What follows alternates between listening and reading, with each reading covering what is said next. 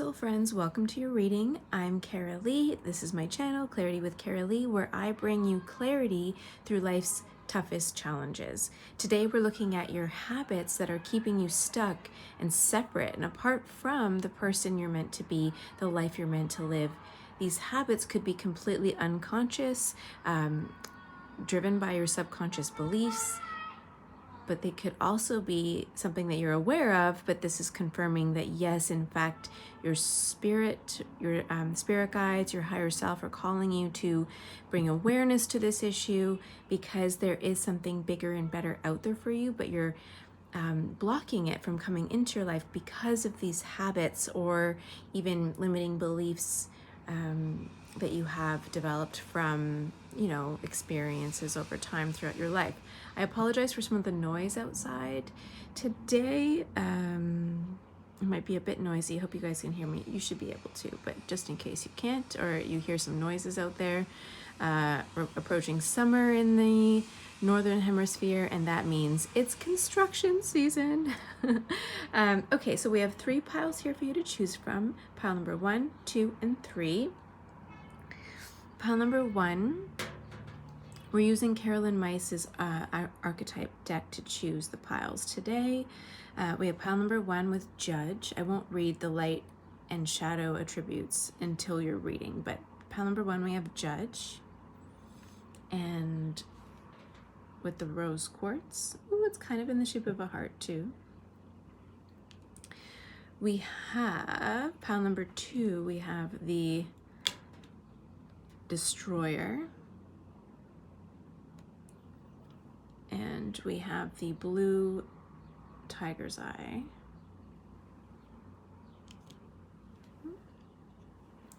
And pile number 3, we have a child, the wounded child. And we have the healer stone crystal. Here.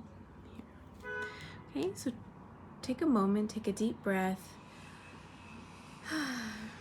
and select the pile that resonates with you the most.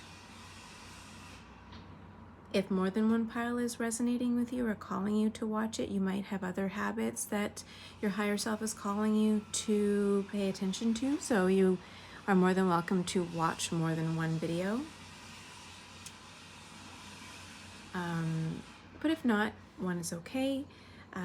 Select the pile that resonates with you, and the link to your reading is in the description box below. Okay, see you in your reading.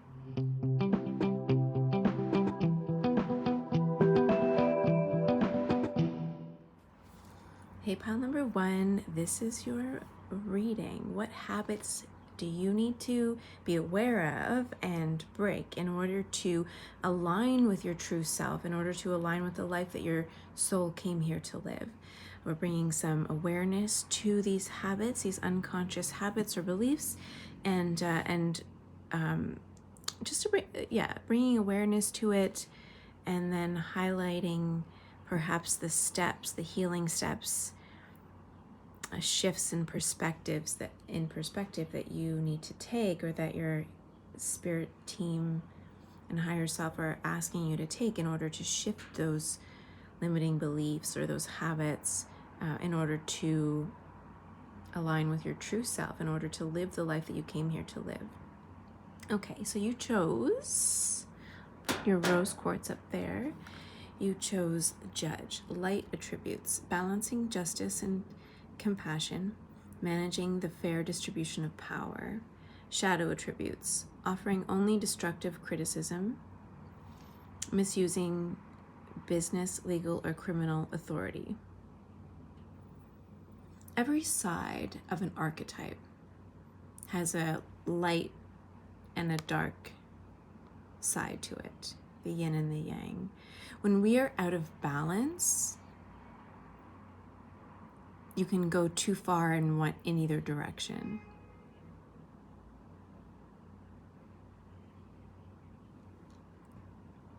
Just as a note on the archetypes, but even in trauma theory, when you aren't balanced, when your nervous system is all jacked up, you could either, there's a I don't know why I'm being called to explain this, but there's like a visual that we use in trauma healing work where there's this man in a boat going down a river, and then on the one side of the riverbank is like rigidity, and the other side is almost too like lackadaisical. Is that the word?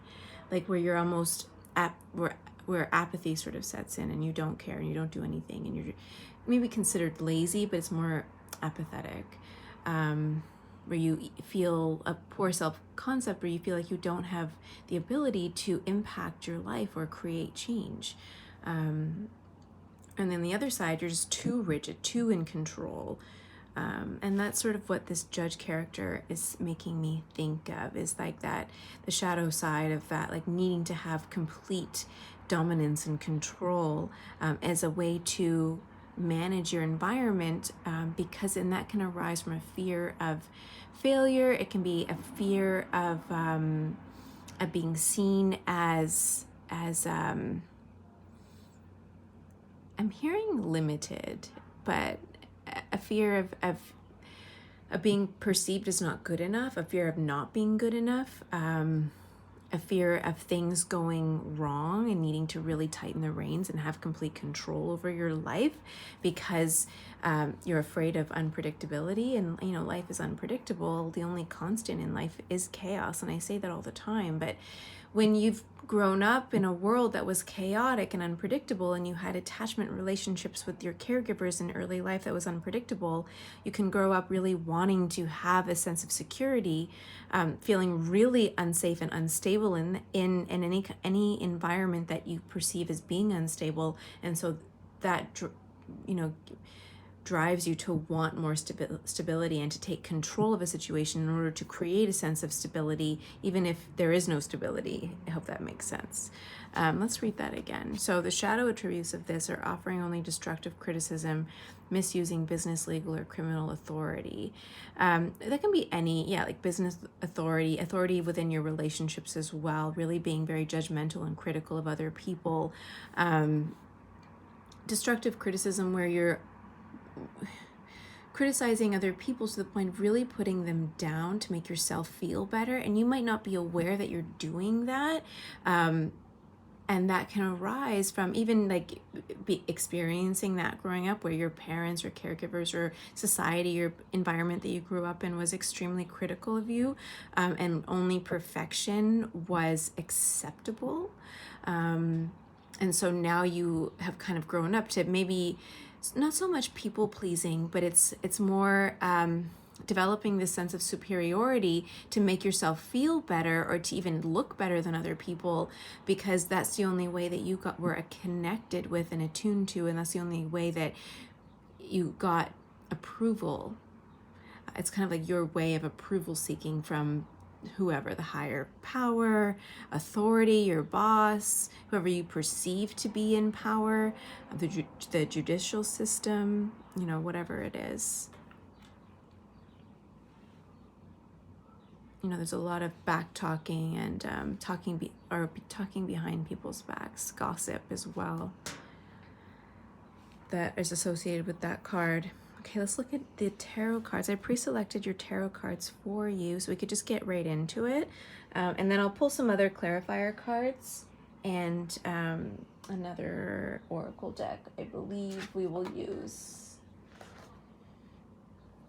We'll see what spirit kind of brings to us. So, okay, so we have the Ace of Wands, Three of Swords, Page of Cups, the King of Swords, and the Five of Pentacles.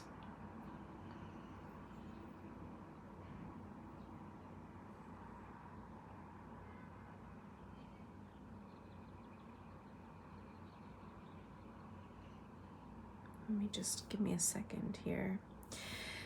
Yeah, with these two cards together, and then even this, we'll go into it, but the King of Swords, the dark side, if this were reversed, which I don't shuffle for reversed cards, so I usually just read them if I feel intuitively guided towards a card being reversed. But the King of Swords can be very judgmental, very hypercritical as well, when people's when faced with other people's flaws and imperfections.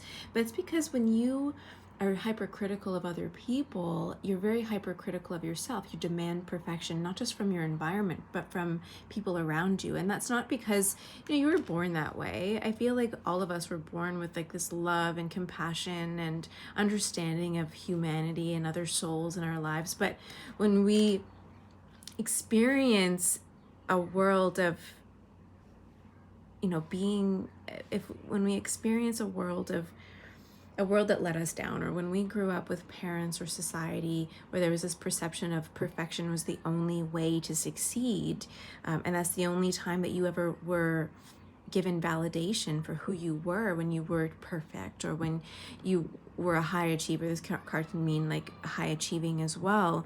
And I think that when I see the Ace of Wands here, that's what brings me to being a high achiever, having a lot of ideas and insight, being validated for those ideas, for that your creativity, but almost feeling, now this card is very haunting. These cards, this deck, this Hush Tarot deck is very haunting as well.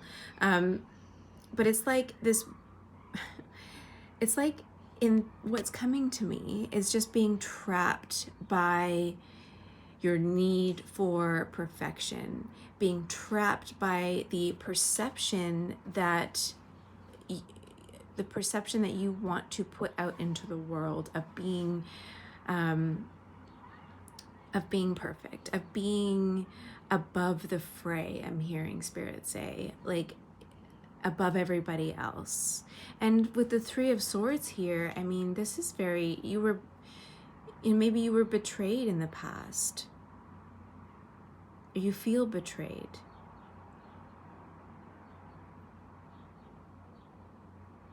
You feel,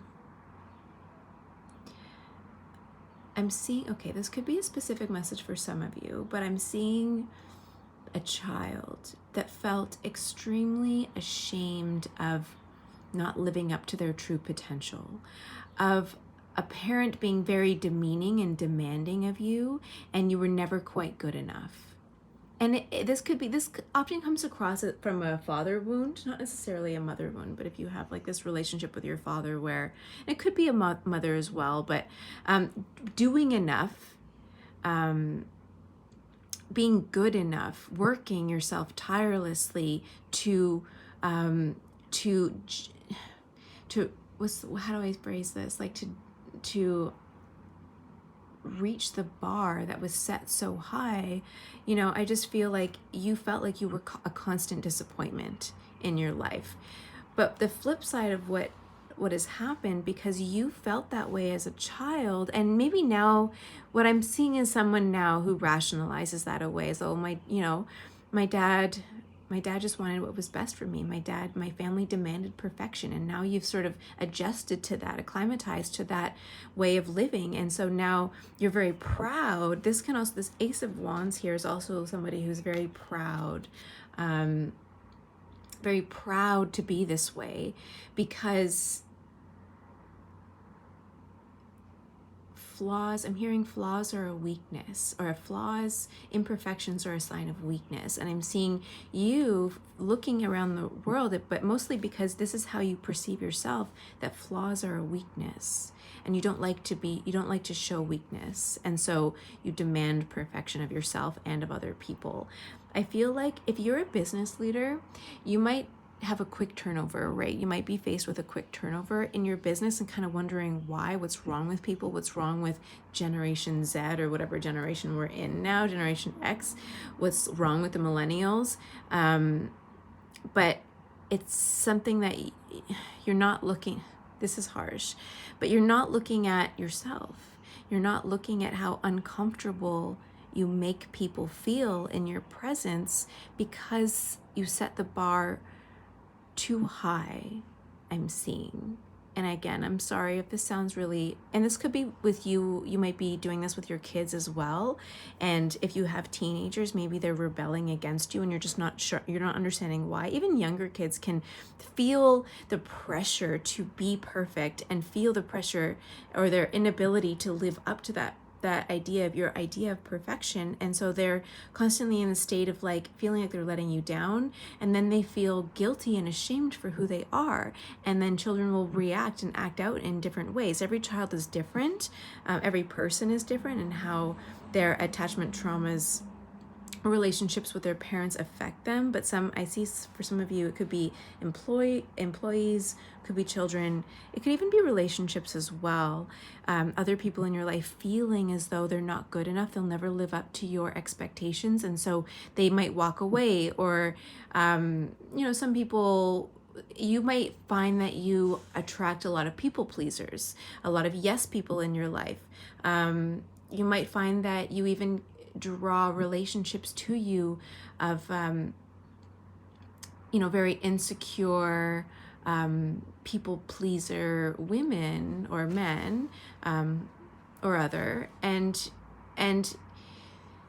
it's good in the beginning. You feel really good and validated, and it's very, and this person like really works hard to please you and does everything for you, and you feel really satisfied and good in this relationship. And then it really starts to break down. They start to resent you and they get angry, and it can be, I'm hearing, like very volatile in these relationships. There's a lot of fighting and anger, and you're just like, I don't understand what flipped. The switch flipped, and what happened, what went wrong here. And Spirit's just showing me that, like, and it's nobody's fault. These two parties get drawn together sometimes to highlight the different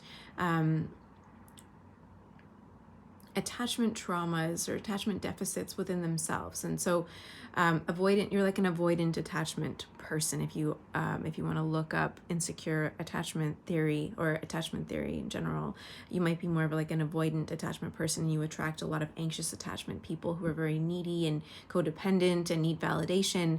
And you are kind of very like more of a disciplinarian. You really like structure. You want someone who's perfect for you. The relationship should be perfect. And when it's not, you tend to turn away from them, and can be hypercritical. But it comes across as, you think it's coming across as love. It's like, oh, if you only did things this way, then this wouldn't happen, or things would be perfect, or things would be easier, or life would be better, or whatever. But it's like that constant criticism can really impact the people that you love, make them feel like they're worthless and meaningless to you. And then, things kind of blow up in your face. Wow, that's like, I feel like this is really harsh. But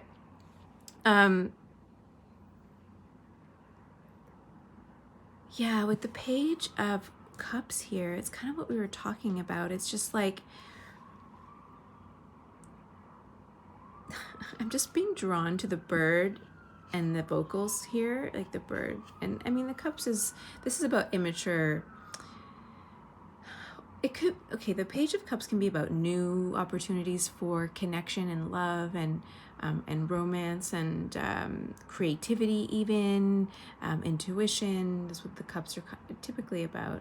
But it can also mean an immature connections, immaturity when it comes to intimacy. I'm hearing specifically for this group, there's a lot of immaturity when it comes to being vulnerable, being intimate with somebody. And immature is not necessarily the best word, I think.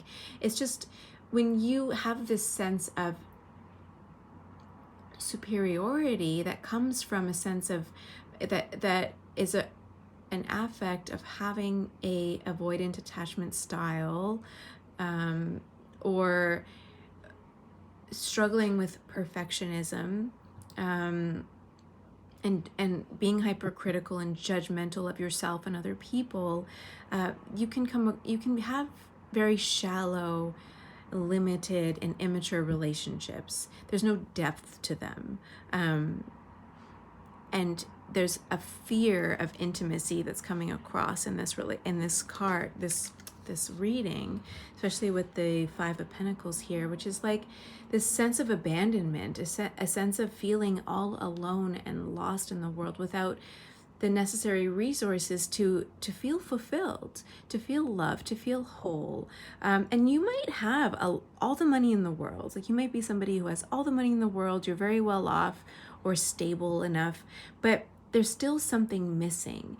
And I feel like for you, you're missing the depth in your connections. And that's because you're afraid to to go there in your relationships, to really see people and connect with them and be vulnerable with them and attune to them on their level. And just because you come from this place of like being hypercritical and demanding and judgmental and like demanding perfection when perfection doesn't actually exist, but it's coming from trying to control your environment, really wanting to feel certain, feel secure in your life, feel good enough as well. So these are habits that are mostly coming across in your relationships. What I'm seeing a lot of people at work. You could be a lot of business leaders, type A personality, workaholic even, that could be something. And you might not, work, you think, oh, well, I have a good work ethic, but is it a good work ethic, or is it you're a workaholic and you're trying to control the uncontrollable? Where's the healthy line in that? Are you working to work? Are you working to escape? Maybe escape your home life so you don't have to connect, so you don't have to, if you're a parent, being at home can be very triggering.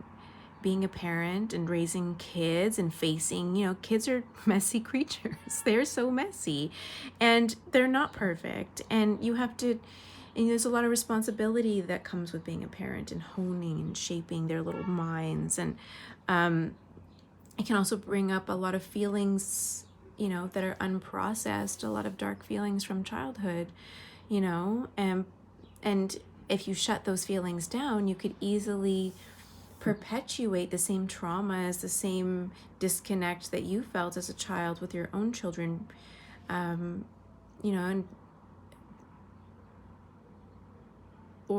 some people could go completely in the other direction and just let a lot of things slide and not get, there's a certain amount of respect that children need to have with their parents. I do believe that, but the respect comes from connection and attunement and strength, and being in control of your own emotions, but not so much that you're so disconnected, with the reversed King of Swords here, where you're so demanding and so critical of them. And so there's this sense of loss in your life and abandonment of people. Maybe people have really let you down over and over and over again. But we need to look at why. Why is that happening? Because there's two sides to every story, right? And there are reasons why two different people get drawn together and their shadow selves kind of get triggered by each other in order to bring things to light. So what needs to be brought to light here? I think that you have a very strong avoidant attachment style. Now, this isn't to diagnose you with anything, but it's something to be aware of, that judgmental attitude that you might have, being hypercritical of other people, trying to control things that you really don't need to try to control, being a micromanager even at work, demanding perfection. But where does that come from?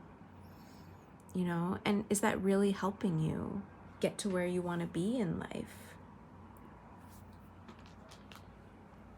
Get to the love that you want to experience. How do you want to feel at the very end of your life? You'll remember these connections and the depth that you felt in them.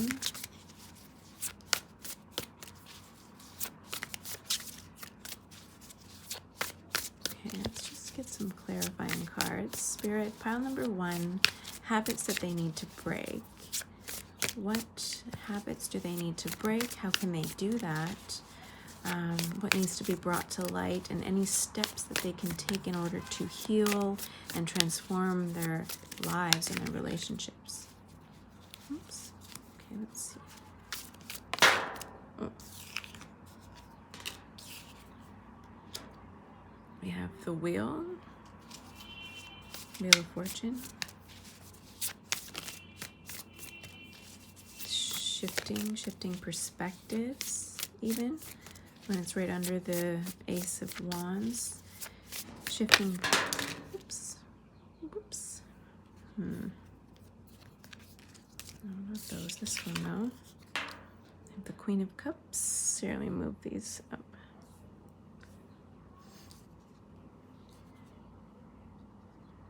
see those?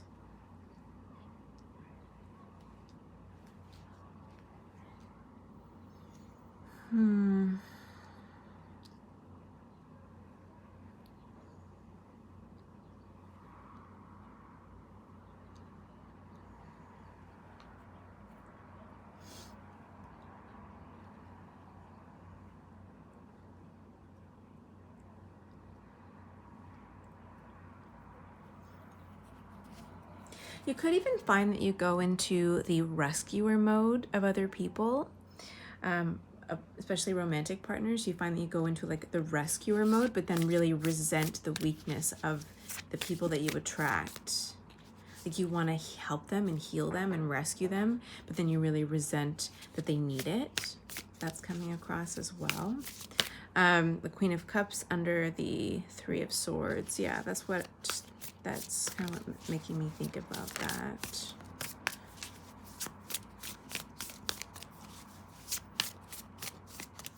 Or like, why can't you see all the goodness that I'm doing for you? You know, like being really resentful and hypercritical.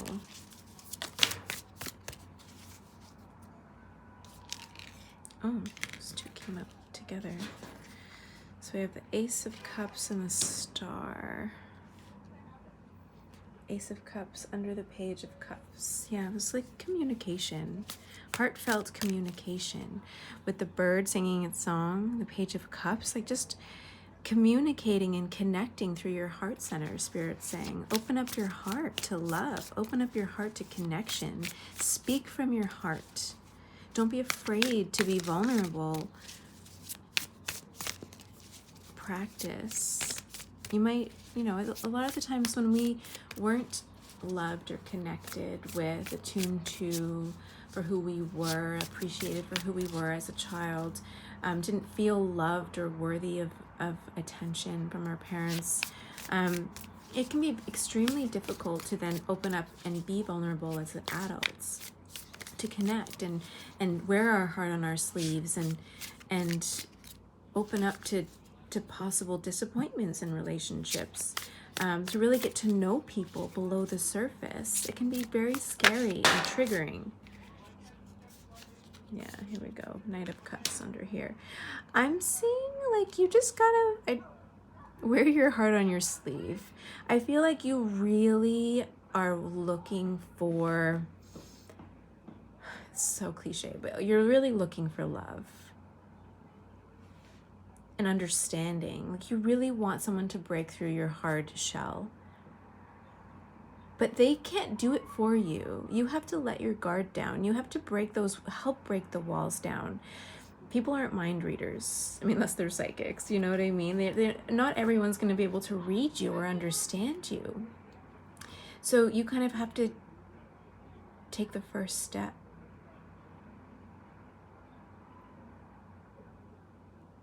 I feel like if you're here watching this, then you're definitely open to, you know, you're open to spirituality, self-awareness. You kind of want to understand what's going on and what you can do in order to attract love into your life.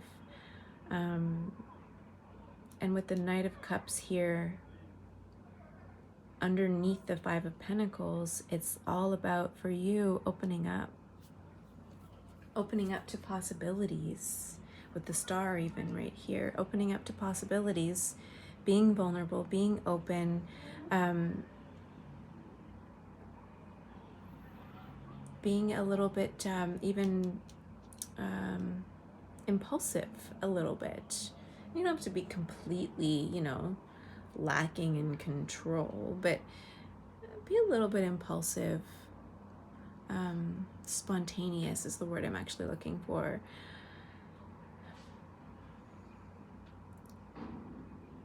Let your hair down, I'm hearing, or like I'm seeing somebody loosening their tie a little bit.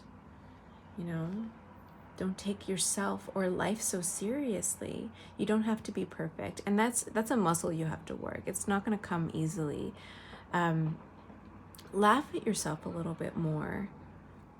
Recognize that these affects, these ways of perceiving other people and keeping others separate from you or at arm's length, that comes from somewhere. You know, you develop these habits of being hypercritical, of being judgmental, of being a micromanager, trying to control other people or situations in life because you don't like feeling out of control. Because being out of control means not being good enough, not being successful, letting people down. But what Spirit and your higher self are telling you is that that's a fallacy developed and conditioned in you by a world that you grew up in, by other people's beliefs, because they were taught that when they were growing up, right? Or they had to be perfect in order to survive something really harsh in their lives. They had to keep their head, their head down, their nose to the ground, or whatever the sayings are, in order, literally, quite literally, to survive. And that fear has been passed on to you. Now, it's going to be different for everybody who's watching this, but it's kind of the foundation of like maybe the history of how the avoidant attachment has developed in your life.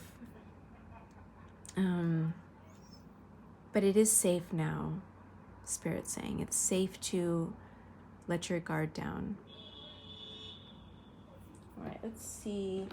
Any last words of wisdom? I'm going to just get, I didn't open the deck yet. Okay, let's just get any last words of wisdom from the Oracle deck. Oh, here, this one's wanting to come out. Oh, yeah. Man holding a coin. Look at the lavender field in the back. Relax, let go a little bit. All is going to be well. Believe in yourself.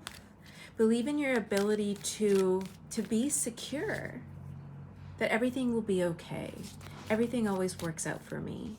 Start using positive affirmations. Stop looking for disaster to strike, I'm hearing. Stop waiting for the other shoe to drop. You are secure. You are stable. And I'm hearing sharing. Like it will be really nice to share yourself with other people and the things that you've built. There's no need to hoard it. For some, that's a very specific message. Anything else, Spirit? Any words of wisdom for pile number 1?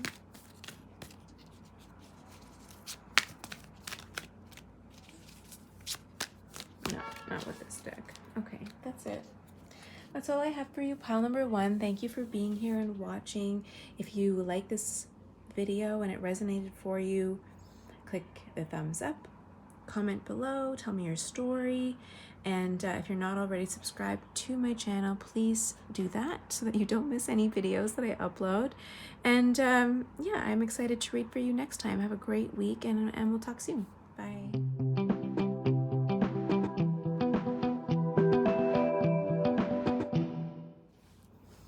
Hey, pile 2, this is your reading. What habits that you need to break in order to align with the life that you're meant to live? So, okay, we're gonna get into this now. I want to give a disclaimer, I guess. Spirit is so sassy. And they just come across, really truthful. I think if you watch any of Abraham Hicks's videos or some other channelers, like Spirit can be just so blunt. And when I channel Spirit, they are just very direct. So especially with a reading like this, it can be kind of triggering and very honest. So I don't want you to feel like I'm calling you out or anything, but that's what Spirit's kind of doing. And it's all out of love. It's out of this desire to see you living a fulfilled life, to see you connecting with other souls, to see you feeling whole and happy and joyful in your life. And some of these habits that we've developed over the years come from a place of painful experiences in childhood or other times in life where we've felt the need to put up these walls, to be on guard, to be hurtful to other people because we were hurt or we're hurting, and we want to separate ourselves from other people. We want to keep them at arm's length, and so we do things that we don't aren't proud of, and we do them because we're hurting, and it's like we want to hurt other people before they get a chance to hurt us. And that's super common, but I don't want you to think that Spirit's like pointing fingers at you. Spirit's just like really wanting to highlight these behaviors, these habits in you in order to help you see that you are worthy of love, and you're worthy of connection, and that you don't, that these behaviors that you've had come from conditioning that you've experienced, so it's not your fault, okay? Okay, so we have the oracle card that you chose was Destroyer. The light attributes of this archetype are releasing what is potentially destructive, preparing for a new life. And the shadow attributes are intoxication with destructive power, destroying others' dreams or potential. Not necessarily on purpose, but, you know, out of this resentment or jealousy, even fear. To start the reading, you have the Seven of Swords.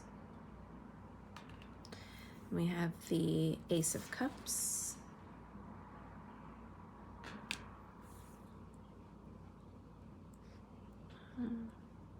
The Sun.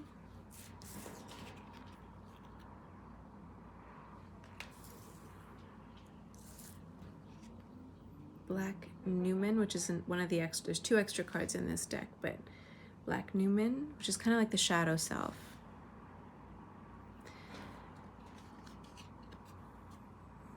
And the Star, number 17. 7, 19 is the Sun. Okay. So the Destroyer connected with the Seven of Swords, I mean, that's pretty telling here. It's the Seven of Swords is often about betrayal or deception, purposely withholding information or being deceptive with other people, hiding the truth, lying, gossiping behind somebody's back. I'm hearing pulling people down to your level, knocking people off their pedestal kind of feeling. I'm getting that sense in the energy of the reading anyways. Just, there's a lot of jealousy here. Especially, I'm seeing, like, when I look at this Ace of Cups in this context, it's like other people have all of these really great blossoming opportunities and so much joy, and this is like you grasping at it, just feeling like there's a lot of jealousy here, a lot of resentment, a lot of feeling like, why not me? And maybe that can lead to you feeling really judgmental, and I'm hearing withholding. It could be withholding affection with the Ace of Cups here, withholding love, competition even. This could be a lot of competition with other people, friends, family, children, parents. And I'm feeling like there could be a lot of jealousy, and that keeps you disconnected from friends. Maybe you've lost a lot of friends over the years. Maybe you've done things that you really regret in those friendships, done something behind their backs, talked about them, or other things you've done behind their backs. And feeling self-righteous, but in a defense mechanism, like feeling like, oh, well, I was right to do this because they were like that or whatever. But deep down, underneath of all of that, there's like this sense of jealousy, sense of feeling like, why not me? Why can't I have good things? Why can't I, have a relationship like that? What's wrong with me? But you would never be so open and vulnerable to tell people that.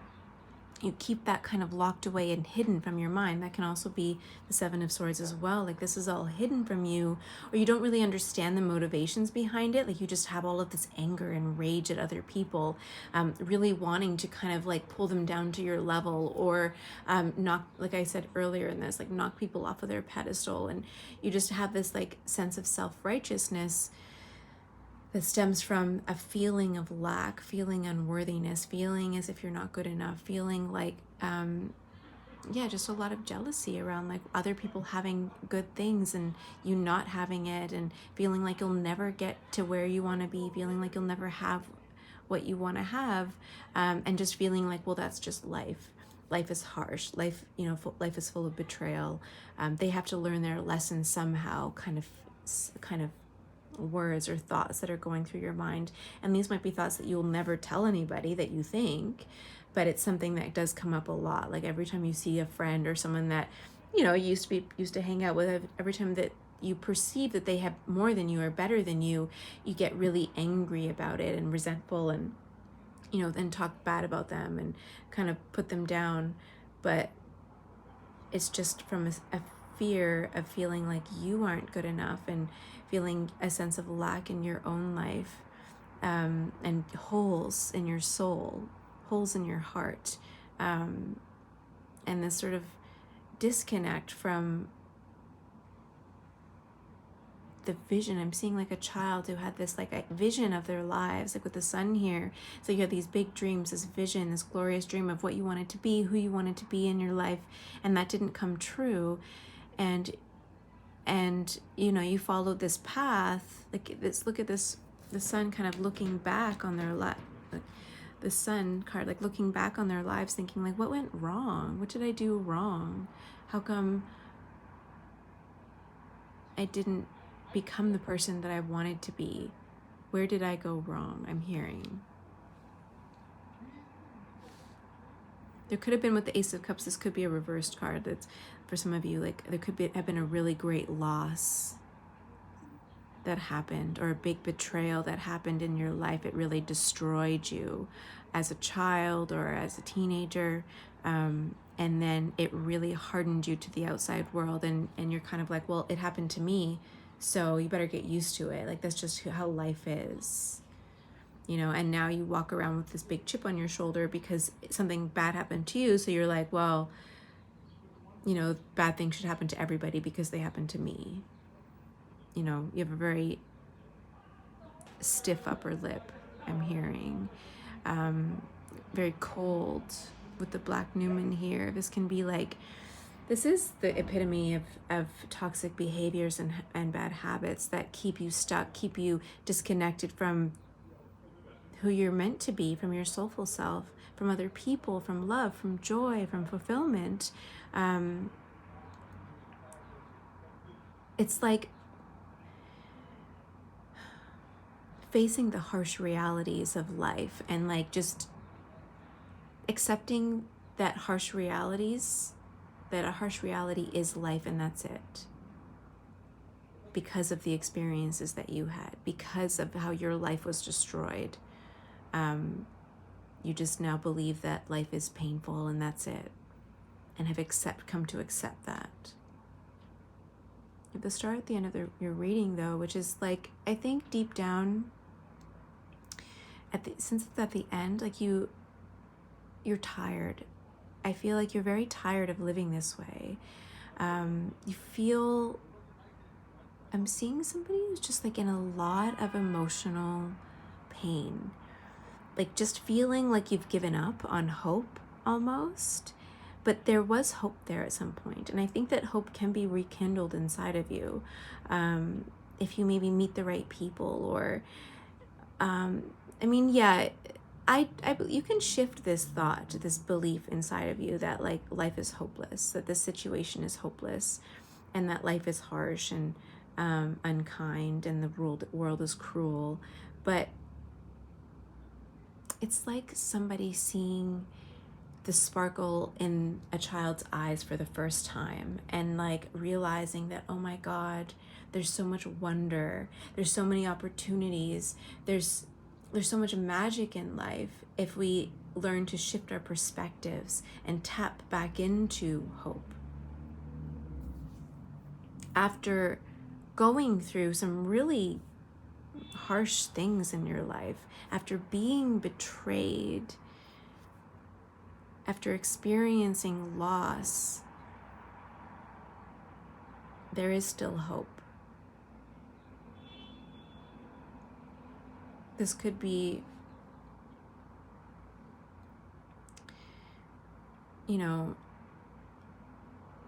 for some of you, this is a specific message, like growing up and growing up in a really abusive home, but then growing up to either being an abuse victim in a relationship or being the abuser, because that's what you saw and what you witnessed, and so now that's what you perpetuate. And it's not like that is your fault because you experienced that as a child. It's now been embedded in your nervous system. That's sort of like your blueprint for relationships, betrayal and loss and keeping people at a distance and cheating, lying, kind of behavior.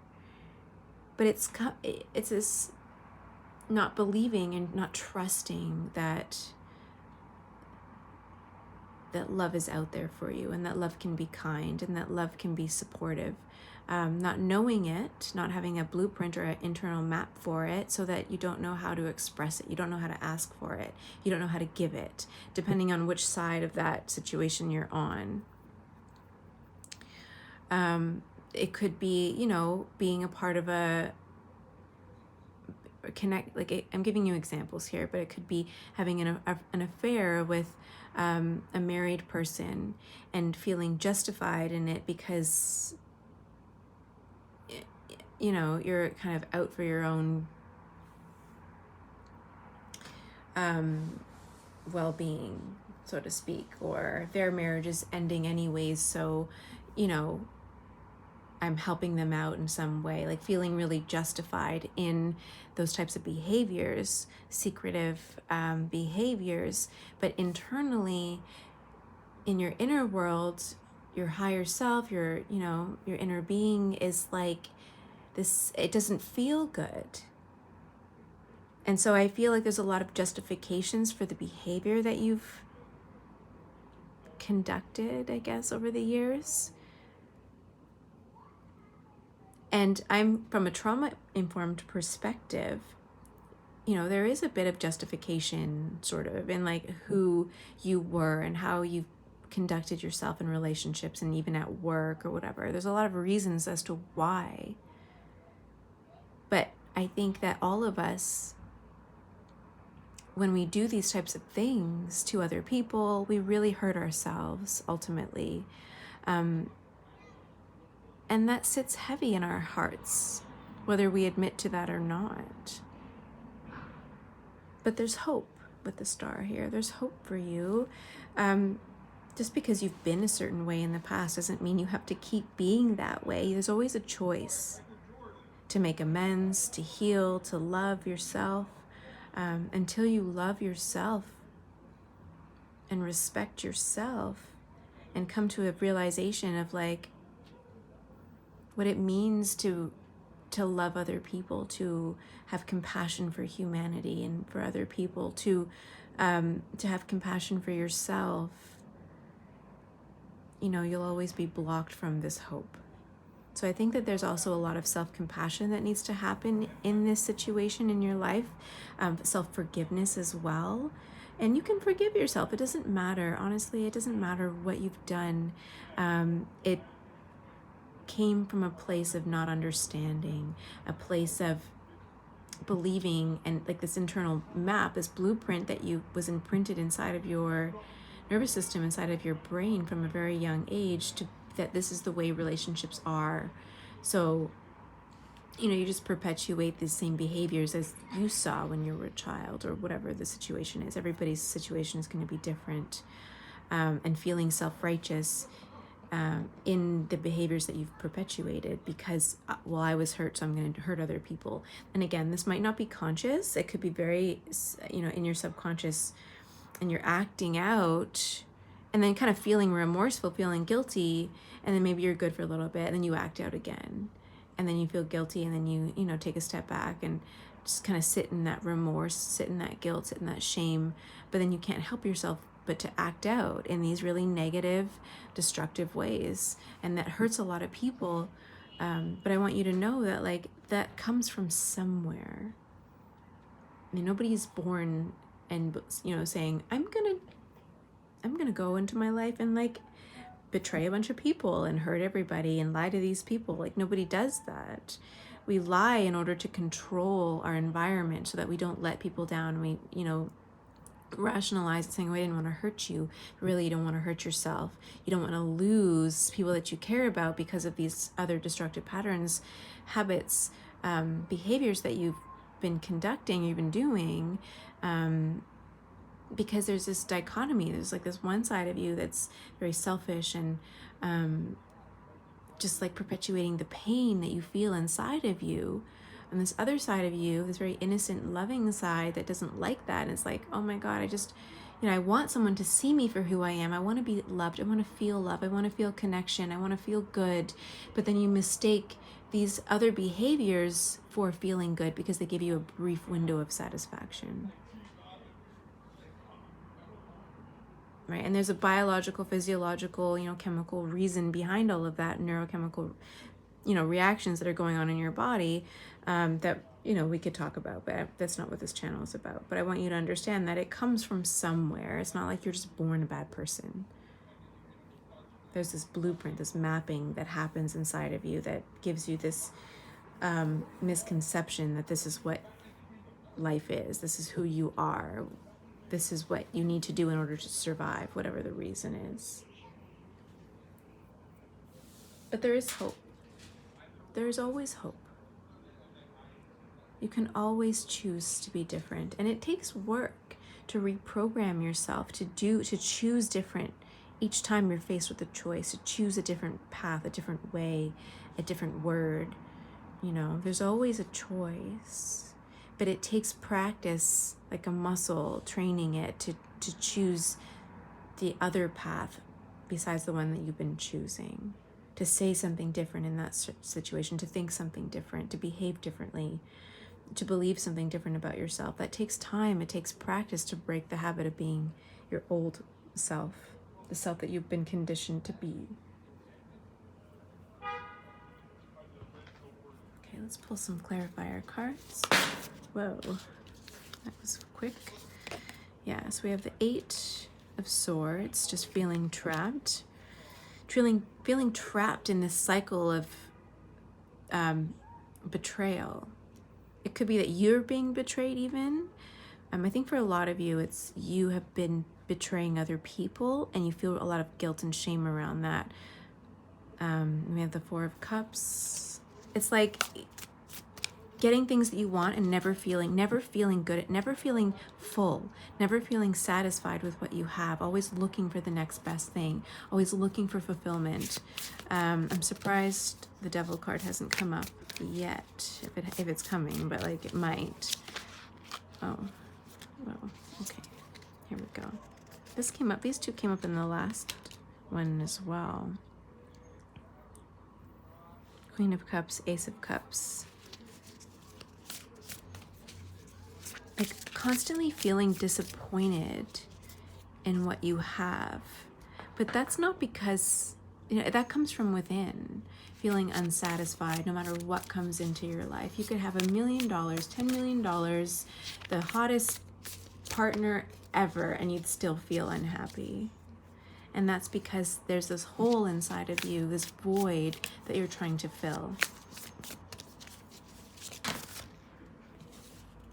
And that only you can fill it. Yeah, so we have the Queen of Wands here underneath of the Star card. Like, you have the ability to manifest a whole new life. There is so much hope. There's so much love, but you have to start to fill the void inside of you with love, with compassion for yourself, understanding, forgiveness. You need to find balance, self-regulation,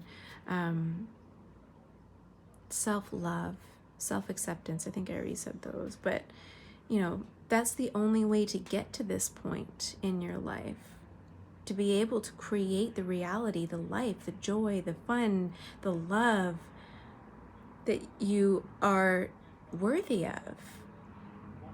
You have to break the habits. You have to reprogram your mind.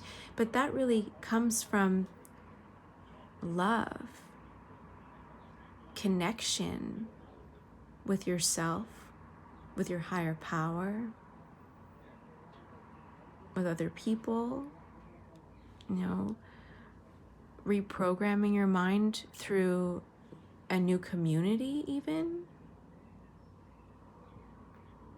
The Ace of Cups here. I'm thinking of like if you struggle with addictions, whether chemical or process addictions, different types of support communities. You know, sex addicts going to, I don't know what the word, Sex Addicts Anonymous kind of thing. AA, even Al-Anon, like whatever sort of programs, support communities are available, look for them, because I think with the Ace of Cups here under the Black New Moon, like the community, connecting with other people who really understand you so you don't feel so alone will help. You don't feel like you're such a bad person when you hear other people's stories, you know, and you understand like, this is where it comes from. I'm not a lost cause. I have potential. I'm worthy of love. I'm worthy of a good life. You know, not everyone is going to hurt me. There's this sense of like hurting other people before they hurt you. And you might not realize that that's why. Like there's so many layers to our traumas and how they affected our entire lives and our relationships. But what's always true is that by regulating your body, your mind body, and coming into a state of homeostasis and balance, you're able to be more reflective and observe your true self, and really become aware of like why you do what you do, why you've done what you've done, who you've been, and like why, where does that come from, what happened to you. And then from that moment, that place of understanding and self-compassion and awareness, you can then shift your behaviors, shift your thinking, your internal beliefs about the world and about yourself in order to reshape your entire life. And then from there, attract the situations, the people, the jobs, the opportunities that are going to be really good for you. And then, you know, breaking cycles of trauma in your family and in your community. But it really starts with you, from your heart here. Filling your own cup, not expecting other people to do that for you, not looking for something external from yourself to do that. It takes some time, you know, but you can do it. I believe in you. Let's pull a oracle card here. Just any words of wisdom from your spirit guides. Oh, that was fast. Ooh, storm warning. That's ominous. Yeah, if you don't break the pattern of this destructive behavior, you know, it's like feeling trapped, but you're trapped by your own internal beliefs, your programming from your past, this defensive state of being. Like if you don't break free from this card, from the Eight of Swords here, it's this never-ending cyclone, storm in your life. It's a self-fulfilling prophecy. And it could get worse before, you know, it could get worse. You know, that loss, like your own attitude, your own behaviors, causing people to leave you, job losses, all of this stuff stems from this feeling, stems from this feeling of unworthiness, because maybe you were abandoned before, and so now you abandon yourself and you abandon other people. Like, oh my God, it's very complex. But I want you to know still at the root of all that, it's not your fault. You didn't wake up to say, I'm gonna like hurt a bunch of people in my life. I'm gonna be an asshole to everybody. You know, that's not who you were when you were born. It's what happened to you as you experienced life in this human form. Yeah, adjacent possibilities. There's a whole other life waiting for you on this side of healing. There's a whole other life. It's waiting for you to recognize your potential, to forgive yourself, I'm hearing specifically, and have compassion for yourself, and then doing the work that needs to be done in order to change. nothing changes if nothing changes. And that's like a popular AA saying, like, nothing changes if nothing changes. And if you don't change, do things a little bit differently, hang out with different people, read different books, I don't know, figure out a different way of being and healing and shifting your self-concept, like how you view and perceive yourself and your ability to improve your life. Until you do that inner work, nothing's going to change. But there's always hope, and you can change. You have the ability, and people will.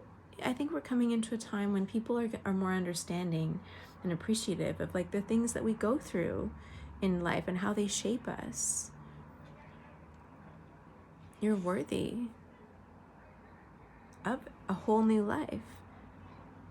But until you believe it and accept it and do the healing work that you need to do and learn to fill your own cup with healthy things that feed your soul, that nourish you, then the storm will keep happening.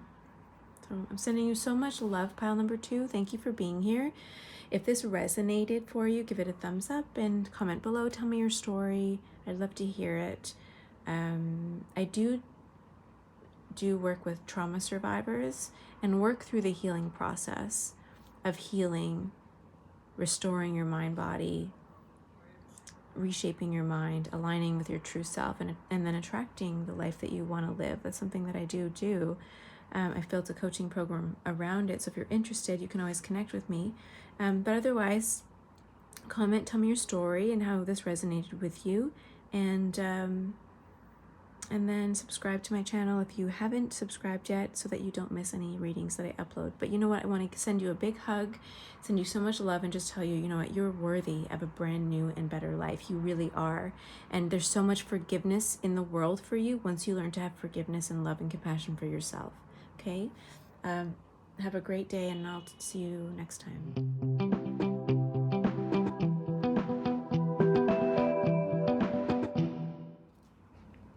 Hey, pile number 3, welcome to your reading, habits that are keeping you stuck and what you can do to heal, to align with your true self and attract a better and joy-filled life. So let's see what you selected here. Child, wounded, the wounded child. Light attributes. Awakens compassion and desire to serve other wounded children. Opens the learning path of forgiveness. Shadow attributes. Blames all dysfunctional relationships on childhood wounds. Resists moving on through forgiveness. And then we have 10 of Wands, the oppression, the justice card, number 8 in this deck. Some other decks it's number 11. It's number 8 in this deck. The Hanged Man, number 12. 3 of Pentacles with works, and 7 of Cups with debauch. I'm thinking that's supposed to be debauchery, but I don't understand their interpretation in this. I'm going to get into that. It's like debauchery, but that's not typically what I feel like this card can be, but we'll see. Let's see. You selected this pile, so we'll use the interpretations from this deck.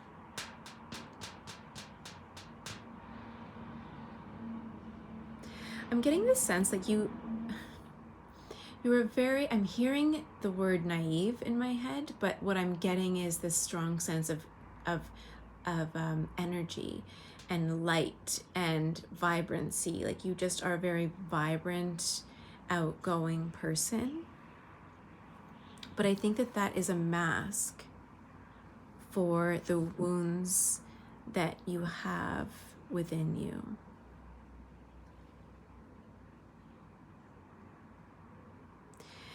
This is something that I don't think that a lot of you have dealt with yet. So if you're watching this, maybe you haven't started doing the reparenting process, or you haven't really looked at your inner child or connected with your inner child and asked for that understanding and guidance as to like what it is that needs to be healed. It's kind of like you've been going along with your life, like I'm seeing a train, like choo choo choo, just going along with life and enjoying it, having fun. Maybe this like debauchery kind of thing, like just like I'm hearing like throwing caution to the wind and doing whatever comes into your head and being very spontaneous, but also kind of reckless. And maybe, I don't know if some of you could be still young, so could be in your early 20s, even late 20s. So you haven't started to face, I think, some of the significant relationship challenges that come as you get a little bit older and start to realize, like, I can't keep doing this with my life. Like, where's this all going? Where's this all headed? I don't think that a lot of you have gotten to that point yet. And if you are, I don't know, Spirit's just saying, like, congratulations, it's time for you to become aware and start the healing process. And I think that with the 10 of Wands with oppression here, it's like you're going into this next phase of your journey in your life, probably if you're like mid-20s, late 20s into your 30s, kind of like, oh, I have all of this internal work to do.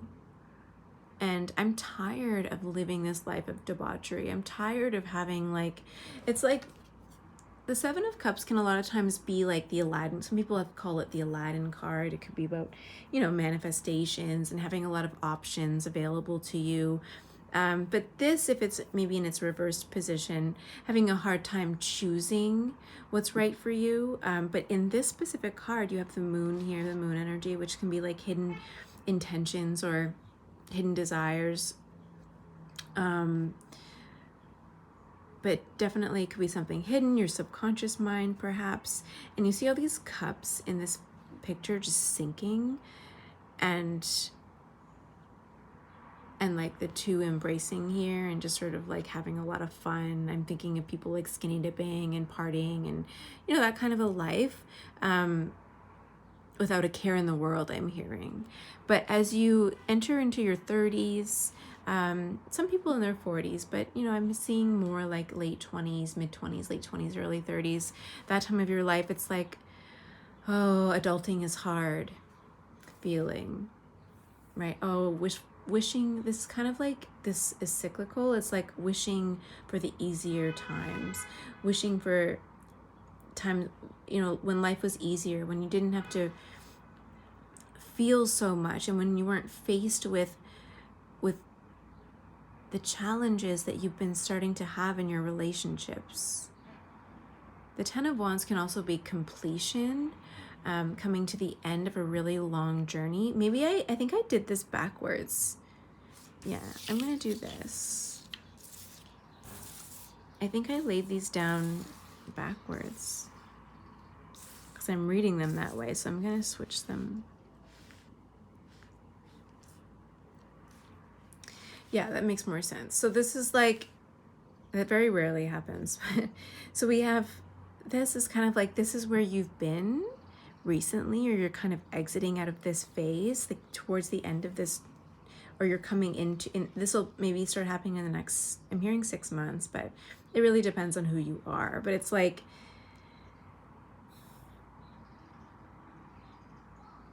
the wounded child can often be very rebellious, and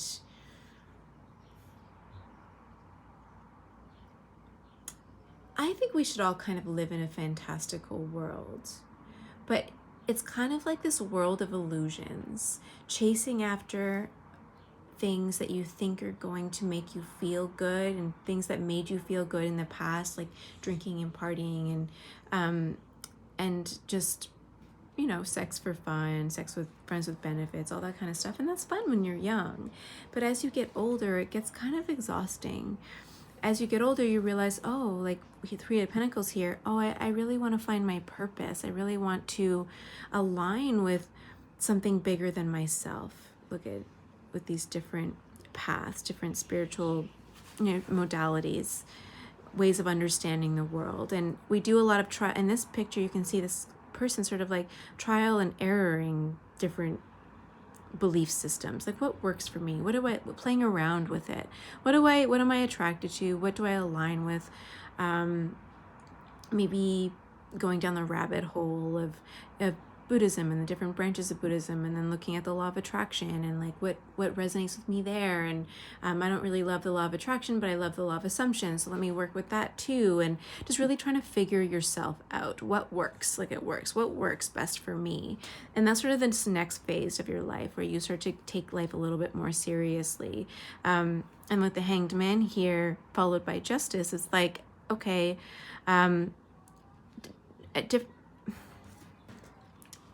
the Hanged Man is not stuck. The hanged person, the hanged being is not stuck in this situation. The hanged being is just like observing, like, I'm going to take a different perspective here on my life. I want to really try to understand who I am, what brought me here. But this card is the number 8 in this deck. So 8 is also the card of strength, and this different perspective that you're hanging out in right now, looking around at a different way to view the world, view yourself, what you've been through. It's like this is a moment of strength for you. And this reading is very different from the other readings because I feel like you're just at the very beginning of this self-discovery journey of really like what happened in my past that led me into who I am today. Like you're sort of just in the beginning, or you're just discovering that like, oh, spirituality is a thing, and I really want to connect with something bigger than myself. But what is it? What do I believe? Who am I? It's a very exciting time, actually. So I just feel like in terms of habits that are keeping you stuck, maybe you're spending a little too much time ruminating on the different modalities, different theories, and not enough time practicing the concepts that they're preaching. So maybe spending too much time doing the research or the readings, really not making a choice. It could be that you're trying to integrate a bunch of different theories into something that really suits you. So you're just right now you're just sort of processing all of that. With the Justice card, the Justice card is really about, oh no, sorry, what did I say? That's 12, that's not 8, that's what I was looking at. The Justice card here is normally the 11, but it's 8 here. So there is strength that you're developing right now, is strength in a sense of self, stability in your sense of self. The wounded child also grew up with not a lot of stability in their lives. Their parents, for various reasons, their own traumas, their own insecure attachment styles, their own busyness, whatever it is. Like, I don't feel like there's any super big tragic things that happened. It could be a series of small little things. You just never really felt good enough. You never really felt connected to or seen or validated. Could be that your parents were really busy workaholics, or you had a lot of other siblings, and you just weren't recognized. You weren't really guided the way that maybe you needed specifically. Maybe you're a very sensitive soul and you needed a little bit more guidance and a little more reassurance that you didn't necessarily get. And so now you're kind of looking for that somewhere outside of yourself. You're trying to understand what it means to be alive in this world today. You could be in the beginning of the healing journey. I think a lot of us have wounds from childhood and, developmental issues that arose from the family, the society, or whatever that we grew up in. But it can be very easy to get stuck in that pattern of healing, constantly blaming our parents, blaming society, blaming the government, blaming, and never actually stepping out of that and letting go and moving forward and like just focusing on your own existence, your own life, creating your 3D reality. What is it that you want to create, and just believing that it's possible. Constantly, it could be constantly being stuck in like the limitations of the world. Oh, the world is limited. The earth is limited. There's not enough resources, there's not enough money to go around, and just always focusing on the negative instead of like blocking all of that out and just focusing on like who you are. What is it that you're doing? Keeping your head down and focused on the reality, the life that you want to create. we can get stuck in the healing process. We can get stuck in our own traumas and our own, I want to say selfishness, but what's the word? Like being totally self-involved in your own issues, not seeing the bigger picture and not letting it go.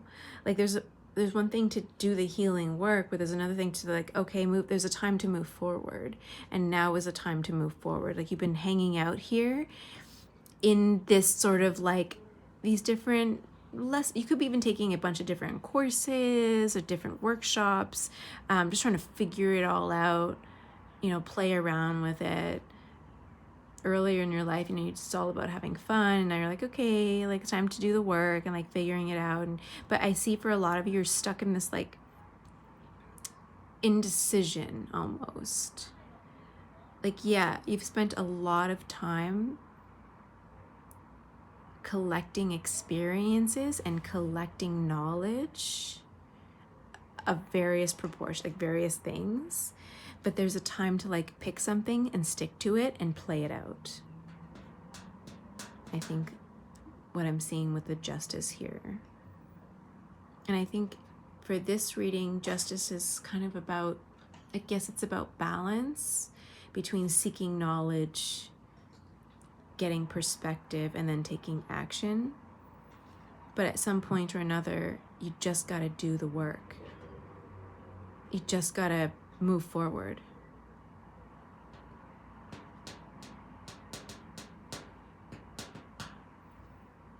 Yeah, and it's like a lot of something is still oppressing you here. It could be for some of you like being stuck in this wounded child, but not realizing just how stuck you are. Because at some point you just got to let it go and move forward and forgive and heal, like accept. I think it's like accept that the healing work has been done. Like all you can do to actually do the work of healing, energy healing, somatic experiencing, all of that, the work. But at some point you really have to reprogram your mind to just shift perspectives and just move forward and pay attention to what it is that you want to pay attention to. How do you want to perceive your life? How do you want to feel in your life? How do you want to connect with other people?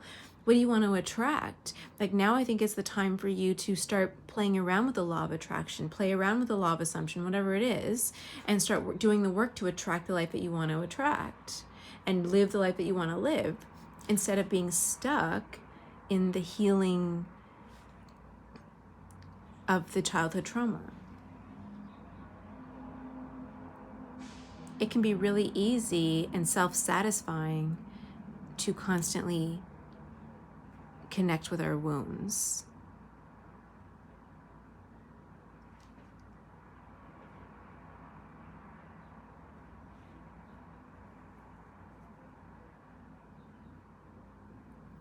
But that, there's a certain sense of, healing, playing around with stuff, and at some point just like get it over, like not get it over with, but get it done.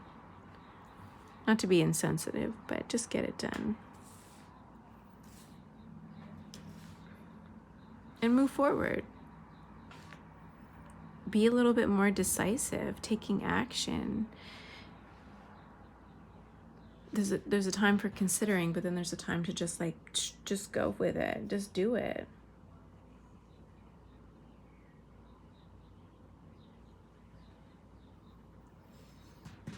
Let's pull some clarifier cards and see what else Spirit has to say. Spirit, pile number 3, habits keeping them stuck, what they can do to get out of the stuckness, I'm hearing stalemate, like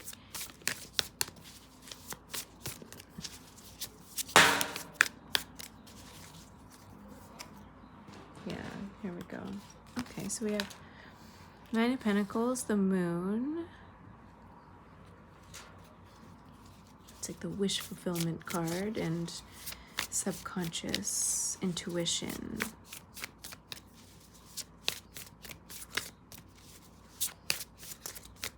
I see with the Moon here with the 2 wolves howling at the moon, like being stuck on making a choice about which path you want to take. In terms of, it could be career, like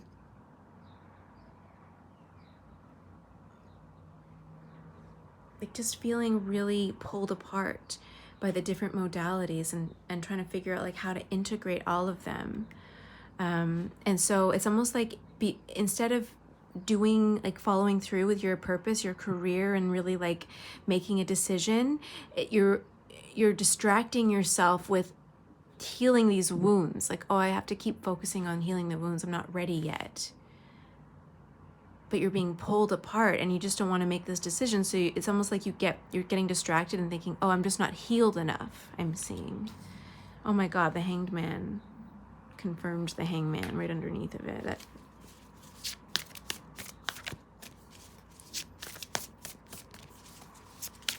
Yeah, stalemate. Like you're just, it's almost like you're using your inner wounds as an excuse not to move forward. And just pick something and go for it. Because there's a lot of fear. Could be that there is a lot of fear. There's too many cards, Spirit.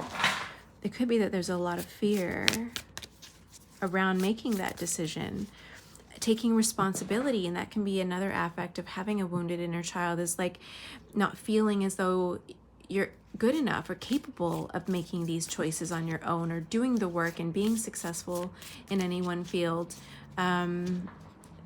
And so that, and needing validation from a parent figure on like the work that you're doing. Like there could be a lot of things keeping you stuck, keeping your inner child stuck on like moving forward and taking action and really like evolving in this life. And so you're using the healing work, your inner child, as a crutch. Okay, the Four of Swords, Justice.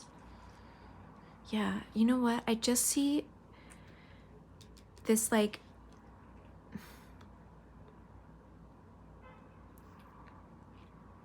really feeling oppressed by the weight of the bigness of your dreams, of your reality, of your future. Like you have so much potential, maybe even breaking through limitations, that your previously perceived limitations or limitations within society. The Hierophant, but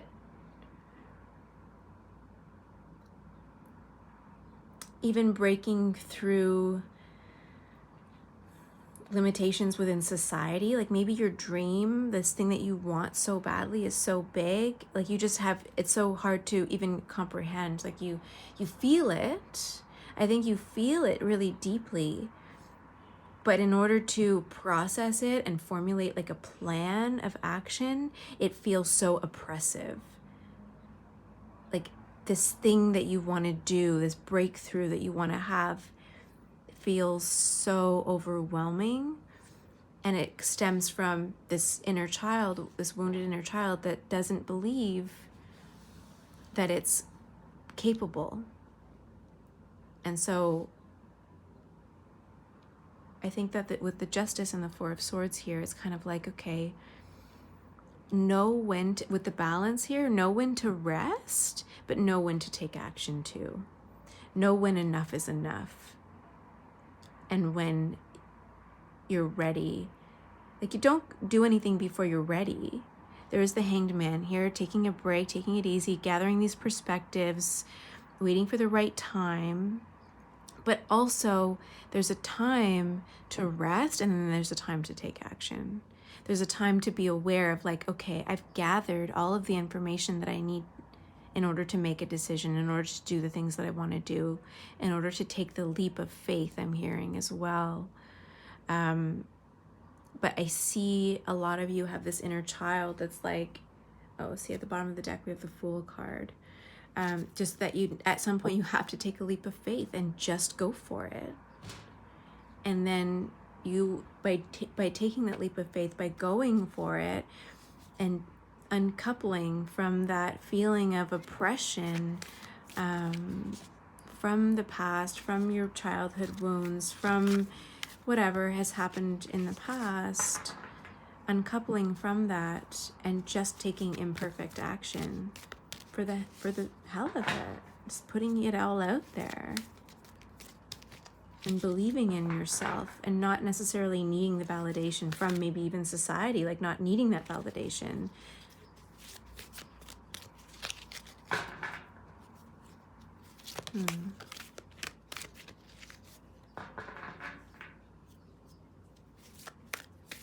I think that there's also a wish for like an easier time in life. It's almost like you've done so much work on yourself, this healing journey, this self-awareness journey as well for some of you, like, or maybe you're not just at the beginning, you know, you're in the middle of it or at the end of it. You've done so much healing work, but there's like this wish for easier times, almost wishing that before I did all this healing work, I didn't have the same level of self-awareness, and I could just be easy and have fun and not worry so much. Like it's like the weight of the world is on your shoulders. You've taken so much on and so much into yourself from all of the healing work, the lessons, like so much knowledge with the Three of Pentacles, just the specific Three of Pentacles as well. It's like pulling you in so many different directions. It's almost confusing. It's almost too much. I think that Spirit's also saying, just pick something, go for it, just stick to that path. But the weight of that is so oppressive. So we have, with this Oracle deck, financial constraints. I feel like I should need to bring up, like, financial constraints can also be a reflection of the wounded child through a parental figure, especially the mother figure, who wasn't there for you. And so if you believe that, you know, like your mom wasn't there for you, that you're not worthy of being taken care of, to a certain extent, our relationships with our mother can be a reflection on, or our relationship with money can be a reflection on our relationship with our mother. So if there's not enough money in our lives, it could also stem from a belief that, like, or an experience of having a mother who was emotionally unavailable for you.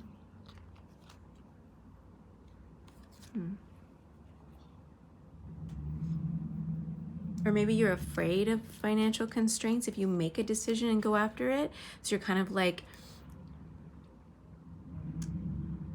casting a really wide net, and they're showing me casting a really wide net, hoping just like you get some sort of fish, and not really being very specific, especially this coming under the Three of Pentacles here with this specific one, with all this like testing and trialing different beliefs, different theories. You're just casting this really wide net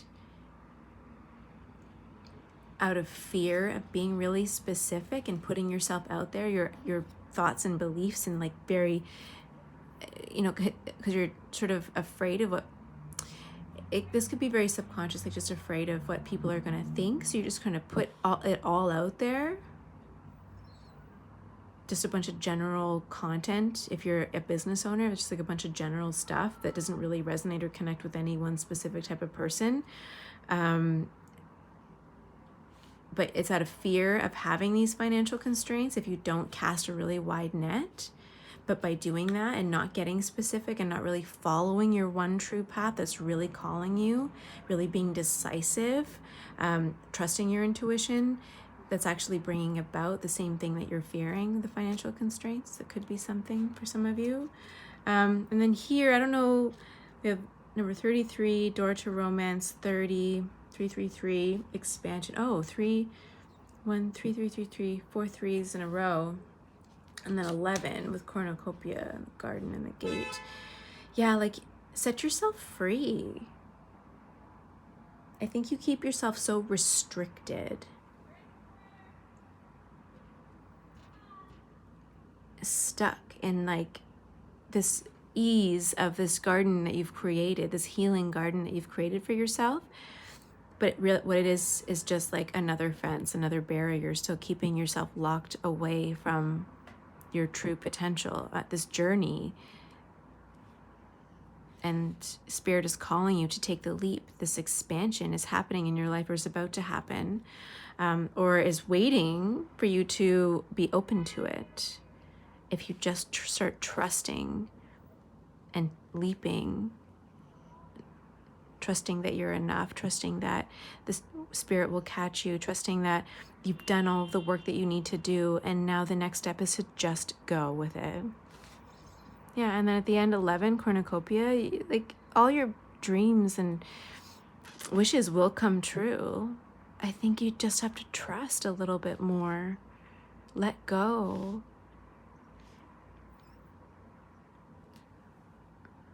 Because the stuckness that you're experiencing is just a self-fulfilling prophecy at some point, at this point, because you've done so much of the inner work. Or if this is like if you're at the beginning of this reading, I know I was saying this, oh, this is somebody at the very beginning, and then I flipped the cards around and it's totally different. Unless you are somebody who's at the very beginning of this healing journey, and that message was for you, Spirit is saying, don't get caught up in the healing journey. That's more of a warning for some of you. Like, don't get caught up in it, because it can be addictive, just like ruminating in your subconscious, in your inner child, ruminating in all of the things that happened, all of those disappointments and failures and misattunements and whatever. Like, you can get really caught up in that.